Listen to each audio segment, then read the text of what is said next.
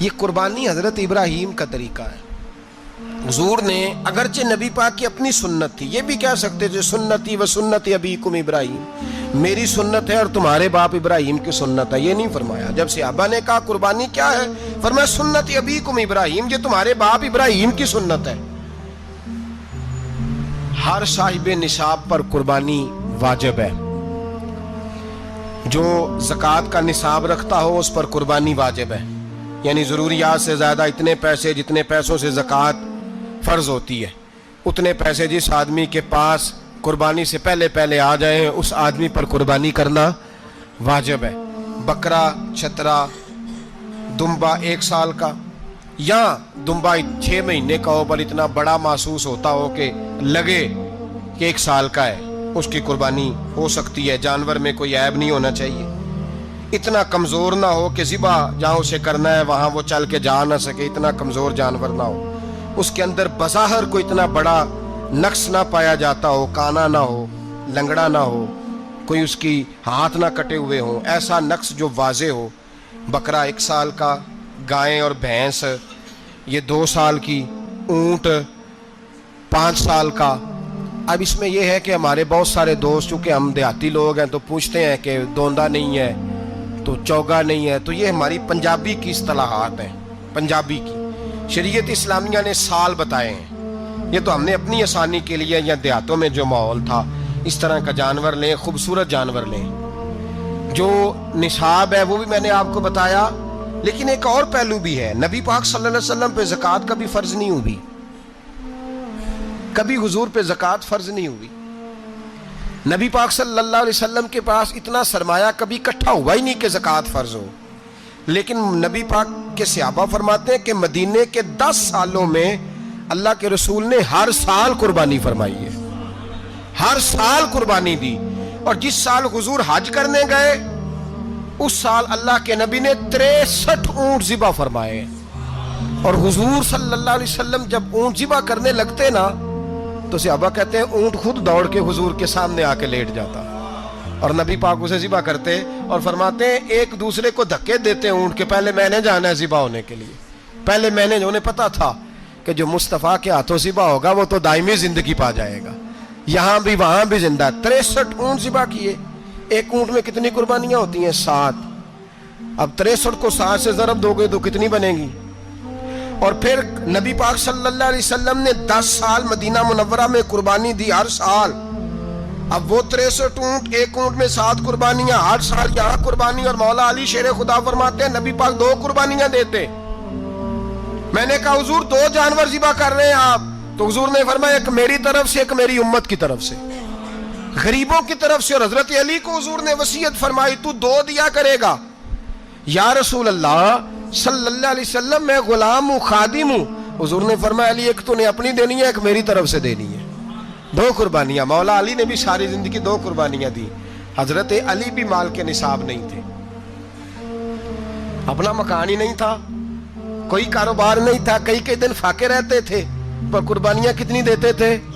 2. ہمارے پاس ویسے اگر سسرال میں، میکے میں، کزنوں میں کچھ شادی ہو جائے تو 50-60 ہزار کا خرچہ برابر ہے، وہ پکا ہے. اور قربانی کی باری غریب ہو گئے، سارے غریب ہو گئے. کہتے نہیں یہاں مشکل ہے. او خدا کے بندے، اللہ کے ساتھ تجارت کر، اس کے رستے میں 1 دے گا، رب تجھے 70 گنا اضافہ کے ساتھ عطا فرمائے گا. قربانی مال کے نصاب پہ ہے. کوشش کیا کریں کہ اللہ کے رستے میں جب دینا ہو پھر لیت اللہ سے بچیں، خوبصورت جانور لائیں. جن کو اللہ نے توفیق دی ہے ان کے لیے نصیحت ہے، جن کو اللہ نے توفیق دی. میں نے اپنے حضرت صاحب کو دیکھا ہے، وہ کہتے تھے کئی جانور اللہ نے بڑا نوازا ہے. کہتے ایک میرا ہے، ایک میرے ماں کا، ایک میرے باپ کا ہے، ایک میرے فلاں استاد صاحب کا، ایک میرے پیر صاحب کا ہے. یہ جانور غوث اعظم جیلانی کا نام کا دے رہا ہوں.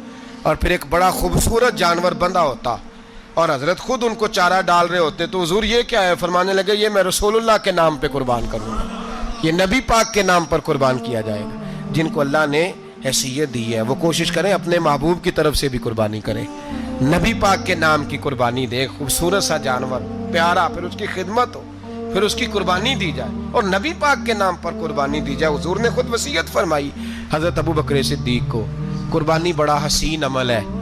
اور میرے نبی پاک صلی اللہ علیہ وسلم نے ناراضگی بھی فرمائی، ذرا خوگر حمد سے تھوڑا سا گلا بھی سن لے. میرے حبیب نے فرمایا جو طاقت کے باوجود قربانی نہ کرے وہ ہماری عیدگاہ میں عید کی نماز پڑھنے نہ آئے، وہ نہ آئے. اور یا رسول اللہ جو کرے گا، فرمایا قربانی کے جانور کا خون کا قطرہ بعد میں زمین پہ گرے گا، اللہ اس کے سارے گناہ پہلے معاف فرما دے گا، اللہ اس کے سارے گناہوں کو بخشے گا. قربانی کریں، خوبصورت انداز میں کریں، اللہ کی رضا کے لیے. بزرگوں نے لکھا ہے 3 حصے کرو گوشت کے، ایک گھر میں رکھو، ایک رشتہ داروں میں بانٹو، پڑوسیوں میں بانٹو، اور تیسرا فقط غریبوں کو دو. لیکن میں اکثر یہ سوچتا ہوں کہ ہمارے ہاں قربانی کرتا ہی وہ ہے جن کے گھر میں ہر جمعرات کو چھوٹا گوشت پکتا ہے، اور جن کے گھر میں ہفتے میں 3 دفعہ مرغی کا گوشت پکتا ہے، وہی تو قربانی دینے کے قابل ہوتے ہیں. تو وہ بھی اگر قربانی کے بکرے میں سے بھی تیسرا رکھنا چاہیں تو اجازت تو ہے، میں نے کہا سارا رکھنے کی بھی اجازت ہے. لیکن اگر آپ مہربانی کریں، کوشش کریں کہ یار ہم تو سارا سال ہی کھاتے ہیں، اور ہمارے یہاں جو گوشت تقسیم ہوتا ہے نا وہ بھی باری لگی ہوئی ہے. ادھر سے پلیٹ آئی تھی گوشت کی تو ادھر سے بھر کے چلی گئی. بھئی اس نے کی ہے، اس کو بار بار گوشت دینے کا کیا مطلب ہے؟ آپ یہ دیکھیں عزیزوں میں، رشتہ داروں میں، اور میں اگر تھوڑا سا آپ کی توجہ کرانے میں کامیاب ہو جاؤں تو سفید پوش لوگوں کو دیکھیں. کچھ سفید پوش ہیں، سفید پوش جن کے اوپر قرضے ہیں، بیماریوں نے جکڑ لیا ہے، گھر میں بڑے بڑے سخت مریض آ گئے ہیں. سفید پوش پہلے دیا کرتے تھے. آپ ان سے پوچھتے ہیں صاحب قربانی، تو بات کو ٹالتے ہیں. وہ کہتے ہیں سوچ رہا ہوں کوئی حصہ ڈال جائے. پردہ پوشی کرتے ہیں، کہتے ہیں کہیں حصہ رکھا ہوا ہے، پردہ پوش. اکثر وہ لوگ قربانی نہیں دے پاتے. اکثر دیا کرتے تھے، اب نہیں دے پا رہے. کیوں؟ اس لیے کہ مشکلات ایسی آ گئیں. ان لوگوں کا خیال کریں، ان کے گھروں تک گوشت پہنچا کے آئیں، ان پر توجہ کریں. وہ سفید پوش آدمی کبھی ذکر نہیں کرے گا. کچھ تو ایسے ہیں جو خود پہنچ جاتے ہیں کہ ہمیں گوشت دیا جائے، لیکن کچھ سفید پوش ہیں لا یسألون الناس الحافا. اللہ فرماتے کچھ لوگ لپٹ لپٹ کے سوال نہیں کرتے، سفید پوشی کا بھرم رکھتے ہیں، کا مزاج نہیں. ان کی طرف دیکھیں، اپنے رشتہ داروں کو دیکھیں، خاص کر ان رشتہ داروں کو دیکھیں جن کا آپ کو پتہ ہے کہ غریب ہیں، مجبور ہیں. ان کے گھروں میں گوشت بھیجیں. غریب بیٹیوں، غریب بہنوں کا خیال کریں، اس طرف متوجہ ہوں، ان کے ساتھ اس نے سلوک کریں، اس طرف آپ لوگ خیال کریں. اللہ تبارک و تعالی نے قرآن مجید میں نبی رحمت علیہ الصلاۃ والسلام سے فرمایا ہے کہ اے محبوب علیہ السلام، بے شک ہم نے آپ کو خیر کثیر عطا فرمائی ہے. انا اعطیناک الکوثر، محبوب ہم نے آپ کو خیر کثیر دے دی. اب آپ اس کے جواب میں یہ کریں کہ فصلی لربک، اپنے رب کے لیے نماز پڑھیں، وانحر اور قربانی کریں. نماز پڑھیں اور قربانی کریں. ان شانئک ھو الابتر، آپ کا جو دشمن ہے وہ بے نام و نشان رہے گا. آپ کا دشمن. قربانی شعار اسلام میں سے ہے. قربانی اللہ کو بڑی محبوب ہے. نبی رحمت علیہ السلام نے فرمایا 10 ذی الحج کو جو عمل اللہ کو سب سے زیادہ پسند ہے. ظاہر ہے 10 ذی الحج کو لوگ نماز بھی پڑھتے ہیں عید کی، اور فجر کی نماز بھی پڑھتے ہیں، ذکر بھی کرتے ہیں، عبادت بھی کرتے ہیں، بہت سارے کام کرتے ہیں. لیکن حضور علیہ السلام فرماتے ہیں کہ اللہ کو 10 ذی الحج کو جو کام سب سے زیادہ پسند ہے وہ خون بہانا ہے، جانور کو ذبح کرنا ہے. نبی پاک صلی اللہ علیہ وسلم نے اپنے غلاموں کی دلچسپی پیدا فرمائی ہے قربانی کے ساتھ، شوق اور ذوق کا ذکر فرمایا ہے. کچھ کام ایسے ہوتے ہیں جو کسی کی غیر موجودگی میں بھی ہو جاتے ہیں، لیکن نبی پاک صلی اللہ تعالیٰ علیہ وسلم نے حضرت فاطمہ الزہرا رضی اللہ تعالیٰ عنہ سے فرمایا کہ فاطمہ ادھر آؤ، یہاں میرے پاس کھڑی ہو جاؤ. یا رسول اللہ کیا ہونے لگا ہے؟ فرمایا میں تمہارے قربانی کے جانور کو ذبح کرنے لگا ہوں. قریب کھڑا کر کے حضرت فاطمہ کو حضور نے ذبح فرمایا. میں اکثر یہ بات آپ احباب سے عرض کرتا رہتا ہوں کہ نبی کریم علیہ السلام کے کاشانہ نور پہ 2 3 مہینے تک کھانا نہیں پکتا تھا، لیکن قربانیاں اللہ کے رسول ہر سال 2 دیا کرتے تھے.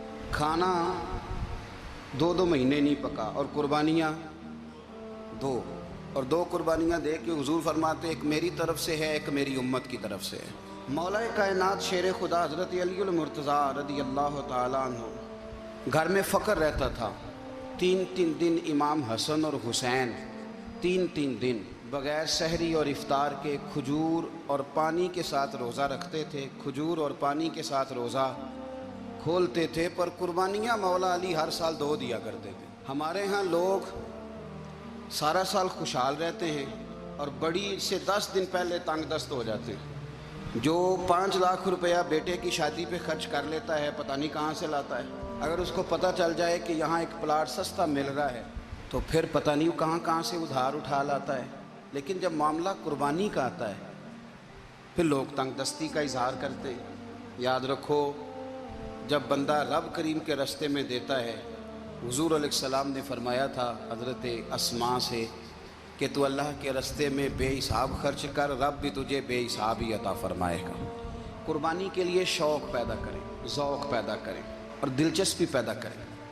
ये बात ठीक है कि कुर्बानी साहिब इस्तिताअत पर फ़र्ज़ है, लेकिन उसके लिए शौक़ पैदा करें। एक है कुर्बानी करना और फिर एक है कुर्बानी के गोश्त को तकसीम करना।